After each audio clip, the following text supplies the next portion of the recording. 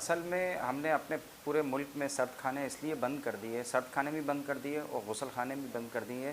कि जो suspected patients हैं, इवन जो पॉजिटिव पेशेंट्स हैं, घर वाले इसरार करते हैं हमसे ज़बरदस्ती कि आप इनका गुसल करें, आप इनको जो है वो सारी चीज़ें करें जो हमारी रसूमात में होती हैं, और हम उनको नहीं कर सकते क्योंकि जो इनको गुसल करेगा वो ख़ुद भी जो है वो कंटामिनेट होगा और उसकी फैमिली को भी करेगा, और हमारे वर्कर्स जो है वो कंटामिनेट फिर दूसरे वर्कर्स को करेंगे, तो हम अपने वर्कर्स की हिफाजत नहीं कर सकेंगे और हमारा पूरा सिस्टम बैठ जाएगा। 2 दिन से हम ये लड़ाई कर रहे हैं और ये हमसे गलत बयानी करके अपनी मैयतें यहाँ पे रखवा के जा रहे हैं, यहाँ पे गुसल भी करवा के जा रहे हैं, जिसकी वजह से हम ने खौफ की पेश नज़र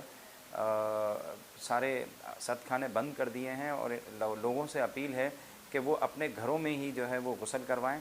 और जो सस्पेक्टेड है उसका अल्लाह के वास्ते गुसल ना करवाएं, क्योंकि जो गुसल देने वाला है वो भी कंटामिनेट हो जाएगा, वो ख़ुद भी जो है वो इस वायरस की जद में आने के उसके बहुत ज़्यादा चांसेस होंगे।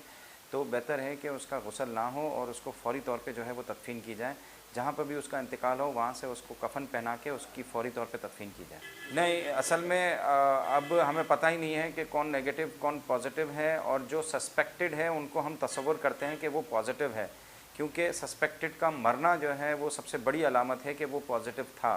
तो इसलिए लोग जो है वो ज़बरदस्ती कहते थे कि गुसल करें, और हमारे लिए जो है वो मुनासिब नहीं है, क्योंकि हमारे सर्द खाने, हमारे गुसल खाने सब जो है वो फैलाव का ज़रिया बन जाएंगे, और यहाँ से फिर बहुत सारी जगहों पे जो है ये वायरस फैलेगा। अच्छा, तीसरा आखिरी सवाल था ये जो इक़दाम आपने उठाया है सिर्फ कराची के लिए या पूरे मुल्क के लिए? ये पूरे मुल्क के लिए, क्योंकि पंजाब में भी बहुत सारे केसेस आ रहे हैं, कराची में भी, और पंजाब में तो अब डेथ्स भी बहुत ज़्यादा होने लगी हैं। जो सस्पेक्टेड केसेस हैं उनकी भी डेथ्स बहुत ज़्यादा होने लगी हैं, और वहाँ पे डेली 6-7 मैयतें हम तदफ़ीन कर रहे हैं।